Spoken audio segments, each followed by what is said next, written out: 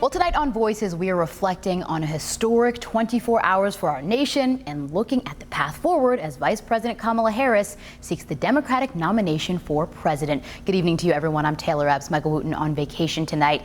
Now, after facing mounting pressure from his own party, President Joe Biden announced his decision to withdraw from the 2024 presidential race, endorsing Harris, his vice president, for the job.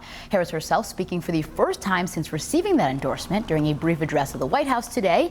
Harris praised Biden, saying she is, quote, deeply grateful for his service to our nation. His honesty, his integrity, his commitment to his faith and his family, his big heart, and his love, deep love of our country. And I am firsthand witness that every day our President Joe Biden fights for the American people, and we are deeply, deeply grateful for his service to our nation.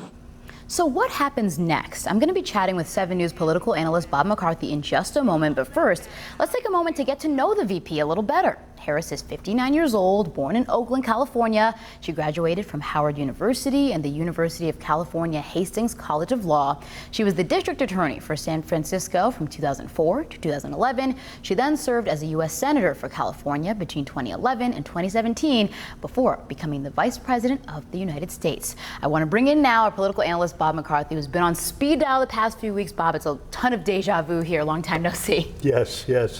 Taylor, how many things have changed in the 24 hours since we last talked?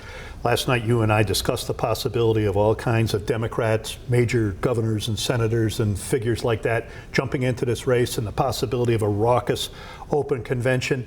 I think that the past 24 hours has pretty much settled that. The entire Democratic establishment of the United States seems to have come together for the vice president. 50 state Democratic organizations, some of the top people who were named as potential presidential candidates have all thrown their support behind Kamala Harris. This looks like it's going to be a pretty smooth sail for her, at least getting started. So it's been a wild 24 hours, but what happens next here? It seems like such a long road right now for them to get to the Democratic National Convention in Chicago. What happens from here on out? Well, to begin with, she has the advantage of the organization that the president has set up over the past several years. She can move right into that. She can inherit his money, and she can begin to take advantage of all the organization that's already in place. Plus, there's some momentum here. There's some dynamics going on here that I think are in her favor. We talked a few months ago about a Siena poll that showed that there was like about 20% of black voters were going towards Donald Trump. I see that really swinging back towards a black candidate now. I really think that that's a big advantage. And she's going to really have some also advantages among black women, the most loyal segment of the Democratic Party, and women in general. Right now, there's some momentum on her side. Now, this is still going to be a very close race. There's nobody who says it isn't going to be, but there's a whole different dynamic to it. There's a different dynamic to it tonight than there was last night, and maybe tomorrow night there will be another one too. But so far, it seems to be working in her favor. And I think you saw that in the fundraising that happened over the past 24 hours. So that fundraising, along with the fundraising that Joe Biden already had, do you think the money plays a big role here? The money is flowing again. It wasn't when President Biden was in his hiatus after the debate. So money is flowing again.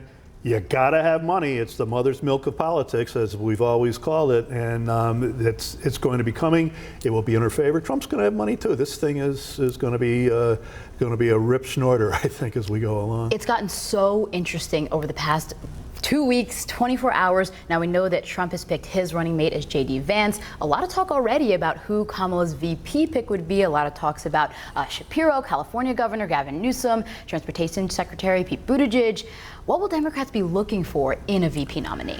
You know, I'm not privy to their inside deliberations, but if I'm thinking that they want to look at a state like Pennsylvania and a candidate like Josh Shapiro, or a state like Arizona and Mark Kelly, or a state like North Carolina and Roy Cooper, where those people might be able to bring in votes. People don't vote for the vice president, but in these situations where they could be razor thin margins in the swing states like those three, a vice presidential candidate could be enough of an influence to just get the few thousand voters that you need for that state's electoral votes. And we're talking about that slim a margin in those kinds of states, you know. So I would think that those would be very attractive candidates for the vice president to be looking at right now for her vice presidential pick. And we're running out of time here, but really quickly, what do you think Trump and Vance do now? What's their strategy going forward to combat this latest move by Democrats? Attack, attack, attack.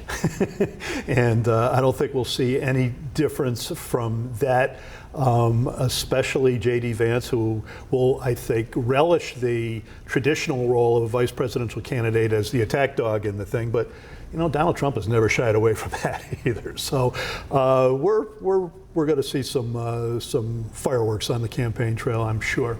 Election year is always interesting. This one, extremely interesting. You got it. Political analyst Bob McCarthy, thank you so much for all your help yeah. every single time.